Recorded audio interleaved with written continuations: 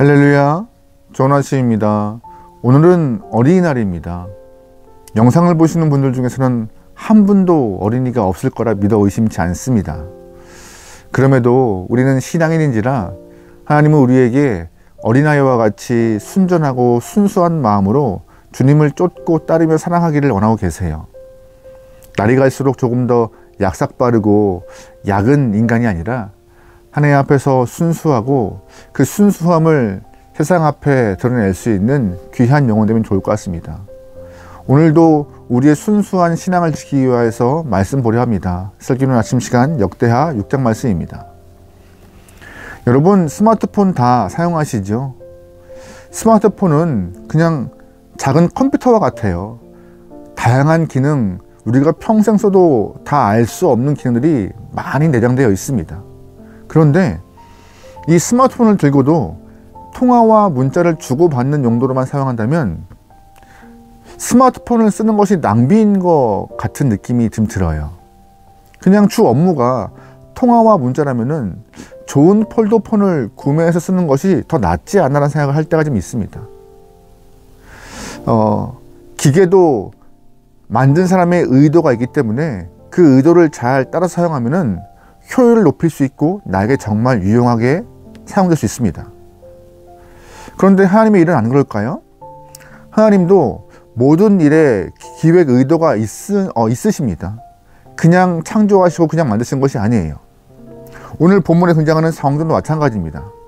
하나님은 성전을 향하여서 특별한 의도를 갖고 계획하셨고 그 의도를 통하여서 의도에 맞게 살아가는 사람들에게 성전을 통한 은혜가 있을 거라고 말씀하십니다. 여러분은 오늘 이 말씀을 통하여서 하나님이 성전에서 어떠한 의도를 갖고 계신가, 어떠한 뜻을 갖고 성전을 만드셨나 잘 캐치하셔서 그 의도에 맞는 삶을 살아내어서 하나님께 은혜를 경험할 수 있는 귀한 여러분들이면 좋을 것 같습니다. 여러분, 성전을 최초로 계획하신 분은 하나님이세요. 성전의 전신 모델이었던 성막, 그 성막은요, 하나님이 이스라엘 사람들에게 출애굽할 당시에 만들라고 명령하셨습니다. 이스라엘 사람들은 애굽에서 종살이 하면서 하나님에 대한 존재감이 점점점 흐릿해지기 시작했습니다. 왜일까요? 그들은 애굽에서 압제를 당하며 어려운 삶을 살 때 주님께 우리를 좀 구원해달라고 기도했습니다. 하지만 하나님은 자신들의 기도를 듣지 않는 것과 같이 묵묵부답이셨거든요. 존재하시나? 진짜 계시나? 내 기도 들으시나? 의심을 하기 시작했습니다. 근데 하나님 정말 안 들으신 거예요? 안 계신 거예요? 아니죠. 하나님이 생각하는 출애굽의 때와 이스라엘 사람들이 생각하는 출애굽의 때가 맞지 않았을 뿐입니다. 뭐 어찌됐든 하나님은 출애굽 후에 하나님께서 모세에게 율법과 성막에 대한 이야기를 하시면서 그 성막을 통하여서 내가 너희를 함께 만나 주겠다라고 말씀하십니다. 창조하신 하나님께서 그 작고 작은 그 좁은 성막에 들어와 우리를 만나 주겠다는 것이 정말 큰 은혜였어요. 그래서 하나님은 우리에게 이 만남을 통한 은혜가 예비되어 있음을 출애굽한 영혼들에게 알리셨던 것이죠. 하나님은 준비하신 거예요. 내가 은혜 줄게. 내가 이 천지를 창조한 이 큰 내가 너희에게 은혜를 주기 위해서 이 작고 작은 성막에 들어온 거야. 만나줄게. 나와 같이 교제하자 라고 하신 것이죠. 하나님의 백성들과 함께 성막에서 만나는 조건은 두 가지였습니다. 첫 번째, 개인적인 만남과 두 번째, 공동체의 만남이요. 개인적인 만남은 뭐예요? 주님께 기도하는 거였어요. 주님의 이름을 부르고 내 마음을 고백하고 하나님의 음성을 듣는 그런 개인적인 만남. 두 번째 만남은 예배를 통하여서 함께 주님을 바라보고 찬양하고 말씀을 듣는 그런 상황인 것이죠.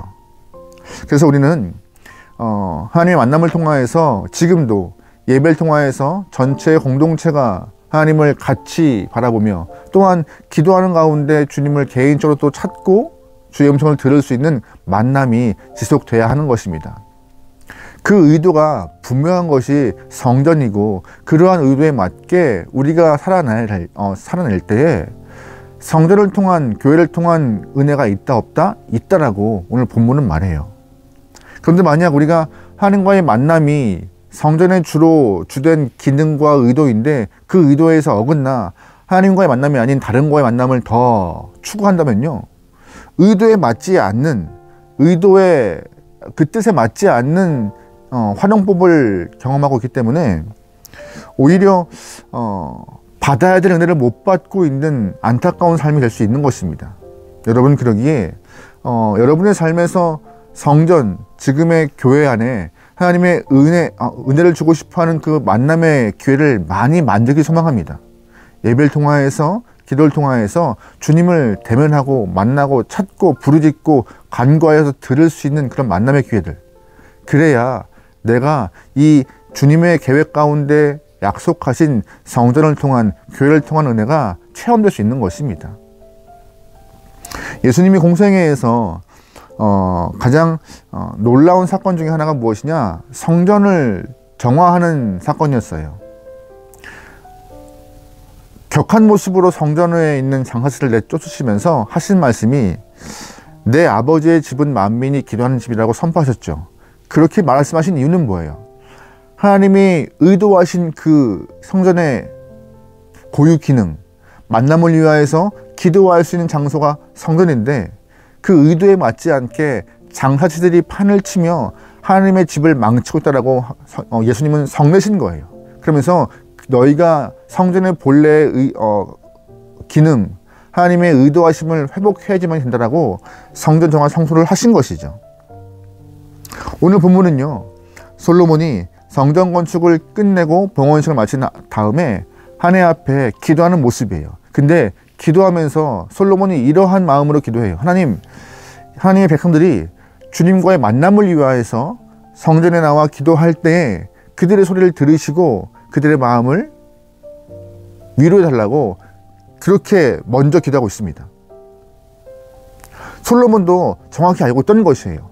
성전의 기능은, 하나님의 의도하심은 만나고 싶어 하신다는 것. 그래서 솔로몬이 말하고 있는 것이죠. 백성들아, 이 말씀을 통하여 너희가 알아야 할 것은 하나님은 성전을 통하여서 너희를 만나고 싶어 하신다. 와서 기도하렴. 기도해야 한다. 이걸 말하고 싶어 하시는 거예요. 그렇다면 오늘 본문은 솔로몬이 말하고 있는 그런 몇 가지의 기도, 하나님, 백성들이 주 앞에 나와서 기도할 때 이 기도는 꼭 들어주셔야 돼요 라고 먼저 기도했던 기도 제목들은 뭘까요? 첫 번째, 바로 정에 대한 기도예요. 22절 말씀입니다. 만일 어떤 사람이 그의 이웃에게 범죄함으로 맹세시킴을 받고 그가 와서 이 성전에 있는 주의 제단 앞에서 맹세하거든 주는 하늘에서 들으시고 행하시되 주의 종들을 심판하사 악한 자의 죄를 정하여 그의 행위대로 그의 머리를 돌리시고 공의로운 자를 의롭다 하사 그의 의로운 대로 갚으시옵소서. 아멘. 솔로몬은 먼저 정의에 대해서 말하고 있는 것이에요. 하나님, 우리가 선악을 구분할 수 있게 해달라고 기도하는 것이고 선악에 대해서 하나님이 갚아달라고 말하고 있는 것입니다. 악한 사람의 머리를 하나님이 돌리시고 선한 사람은 그의 행위를 갚아주사 하나님의 마음이 선한 자를 통하여 계속 드러날 수 있도록 하나님, 그들의 마음을, 그들의 간구와 기도를 들어달라고 솔로몬은 기도하고 있는 것입니다. 우리 또한 이러한 마음을 갖고 기도하는 것입니다. 하나님, 이 땅 가운데 우리를 주님의 도구로 삼아 악함이 아니라 선함을 드러내어 하나님의 마음을 이 땅 가운데 선포할 수 있게 해달라고 정의를 위하여서, 또한 공의와 정의를 기도하면서 하나님의 그 마음, 공의로우신 하나님, 정의로우신 하나님이 드러날 수 있게 해달라고 계속 기도하는 것이 성도의 필요한 자세임을 여러분 아셔야 합니다. 두 번째, 솔로몬이 무엇을 위해 기도하냐? 회복을 위해서 기도하고 있습니다. 회복이요. 24절 말씀입니다. 만일 주의 백성 이스라엘이 주께 범죄하여 적국 앞에 패하게 되므로 주의 이름을 인정하고 주께로 돌아와서 이 성전에서 주께 빌며 간구하거든 주는 하늘에서 들으시고 주의 백성 이스라엘의 죄를 사하시고 그들과 그들의 조상들에게 주신 땅으로 돌아오게 하옵소서. 아멘. 무슨 말이에요? 이스라엘 사람들이 전쟁에서 패배하여 포로로 끌려가 있을 때에 그들이 성전에 오지 못하는 상황에도 불구하고 성전을 위하여 기도하는, 성전을 향하여 기도하는 자가 있다면은 하나님 그들을 다시금 회복시켜 돌아오게 해달라고 기도하고 있는 것이에요.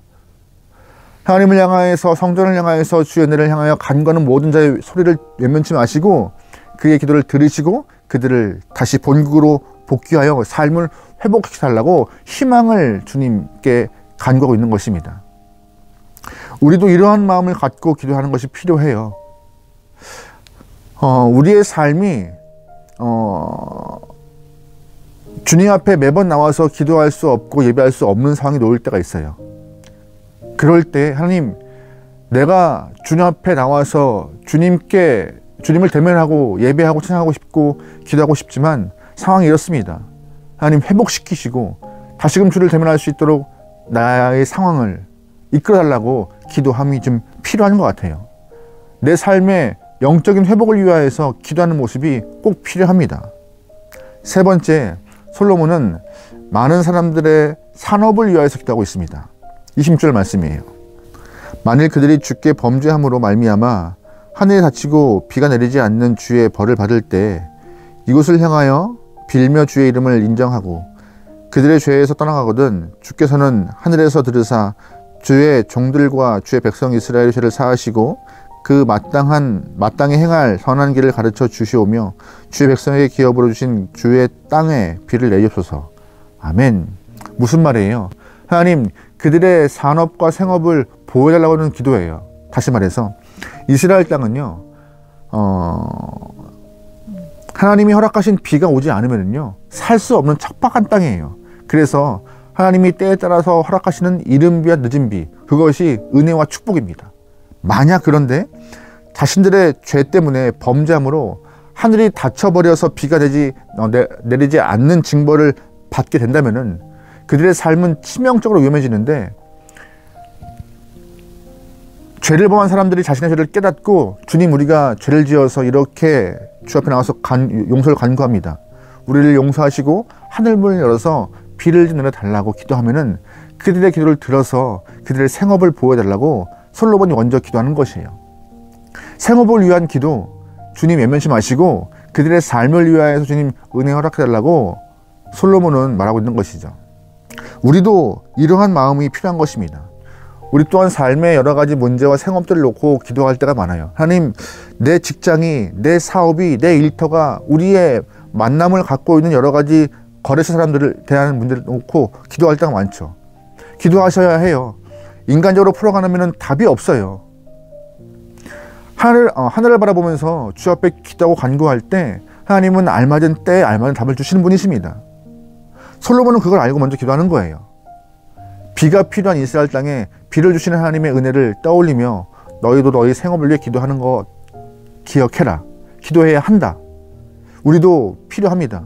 우리의 생업, 우리가 갖고 있는 기능과 능력과 힘으로 여러 가지 것들을 해나가는 그런 삶도 필요하지만 모든 길을 예비하시고 이끄시는 하나님의 돌보심이 필요한 거예요. 그래야 생업이 우리의 삶에 정말 도움되는 것입니다. 땀 흘려도 수고해도 얻어지는 것이 없으면 그것만큼 불행함이 없잖아요. 땀 흘린 것만큼의 얻어짐이 있고 땀 흘린 것만큼의 보상이 있으면 그것만큼 축복이 없습니다. 그 축복의 은혜가 있기를 하나님 앞에 간구하는 것이 성도의 또한 중요한 자세라는 것이죠. 그뿐 아닙니다. 당시 솔로몬은 이방인을 위한 기도도 하고 있어요. 32절 말씀이에요. 주의 백성 이스라엘에 속하지 않는 이방인에게 대하여서도 그들이 주의 큰 이름과 능한 손과 펴신 팔을 위하여 먼 지방에서 와서 이 성전을 향하여 기도하거든 주는 계신 곳 하늘에서 들으시고 모든 이방인이 주께 부르짖는 대로 이루사 땅이 만민의 주의 이름을 알고 주의 백성 이스라엘처럼 경외하게 하시오며 또 내가 건축한 이 성전을 주의 이름으로 일컫는 줄을 알게 하옵소서. 아멘. 무슨 말이에요? 이 이방인을 향한 기도는 당시에는 상상할 수 없을 만큼 굉장한 혁명적인 기도였습니다. 이방인들조차 하나님의 이름을 알고 주님을 인정하여서 성전을 향한 기도할 때 그의 기도를 들으시고 응답해 달라고 하나님은 이방인의 기도를 또한 위해 기도하고 있는 것이에요. 굉장한 기도인 것이죠. 솔로몬의 기도는 이렇게 폭이 넓어요. 단순히 우리의 삶이 아니라 하나님의 정의와 공의 또한 더 넓어서 이방인의 기도까지 기도하면서 하나님 성전의 기능을 잘 알고 주님을 만나기 위해서 개인적으로 기도하는 모든 영혼들의 삶의 모습을 기억하며 그들의 간구를 외면치 말고 들어달라고 솔로몬이 기도하고 있는 것은 본문의 이야기입니다. 솔로몬은 말하고 있어요. 너희들 성전의 기능이 뭔지 알아? 만남이야. 너희가 개인적으로 주님 앞에 기도하는 그 개인적인 만남 꼭 필요해 라고. 오늘 이 말씀을 누가 읽어요? 포로기를 마치고 복귀한 이스라엘 사람들이 읽어요. 포로기를 마치고 가는데 척박해요. 정말 그들의 생업이 힘들어요. 정말 그들의 삶이 어려워요. 그럴 때 오늘 본문을 보면서 이 너희가 만드는, 너희가 다시금 재건하고 있는 이 성전의 모습을, 기능을 떠올리며 너희 또한 주님의 이름을 부르짖고 만나는 시간이 필요하다. 그래야 산다. 솔로몬이 그렇게 기도했던 것과 같이, 솔로몬이 백성들의 간구를 위해 먼저 기도했던 것 같이 너희 또한 이스라엘 백성이므로 주 앞에 기도하라. 주님의 정의와 공의를 위하여서, 주님의 동행하심을 위하여서, 우리의 생업을 위하여서, 또한 이방인들을 위하여서 다양하게 폭넓게 기도하면은 하나님이 너의 기도를 들으실 것이다라고 이 말씀을 보면서 알게 허락하시는 것이죠. 우리의 삶은 다른가요? 포로기를 마치고 온 이스라엘 사람들 삶과 우리의 삶도 거의 같아요. 다를 것이 없어요.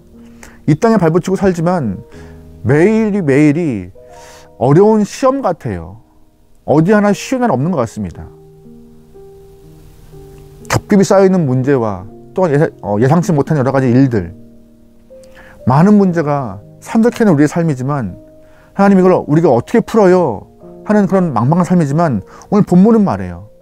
성전의 기능, 주님이 만나고 싶어하는 그 마음을 너희가 기억하며 개인적으로 주 앞에 간구하고 기도해라.